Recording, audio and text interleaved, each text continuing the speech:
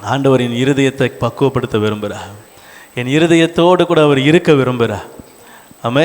நாங்கள் சின்ன வயசில் ட்ராக்ஸ் கொடுக்கும்போது ஒரு ட்ராக்ஸ் உண்டு, அதில் ஒரு ஹார்ட் படம் போட்டிருக்கோம். அதில் இந்த பக்கம் ஏஞ்சல்ஸ் இவங்களாம் உள்ளே வருவாங்க, இந்த பக்கம் பன்னி குதிரை நாயெலாம் என்ன செய்யும், வெளியே போகும். அங்கே அது வந்துட்டால் இது என்ன செஞ்சிடணும், ஆட்டோமேட்டிக்காக வெளியே போயிடும்.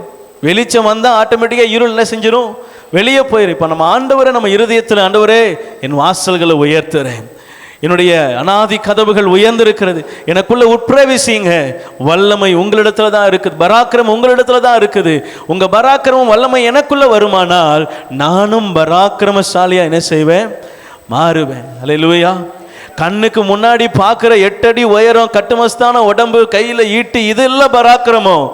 சிறு குழந்தையா இருந்தாலும் கர்த்தருடைய துணையா நிற்கிறது தான் பராக்கிரமம். ஆமென். எனக்குள்ள இருக்கிறது இல்லை, என்னோடு கூட இருக்கிறவர் தான் முக்கியம். என்னோட இப்போ நம்ம என்ன நினைக்கிறோன்னா, அநேக என்னுடைய இருதயத்தில் இப்போ என்ன மாறிடுச்சுன்னா, எனக்கிட்ட இது என்ன செய்யுது இருக்குது, என்கிட்ட அது இருக்குது, என்கிட்ட இது இருக்குது, நான் அதை செஞ்சிருவேன், இதை செஞ்சிருவேன். அது அல்ல பராக்கிரமம், அது ஒரு நாள் அழிந்து போகும்.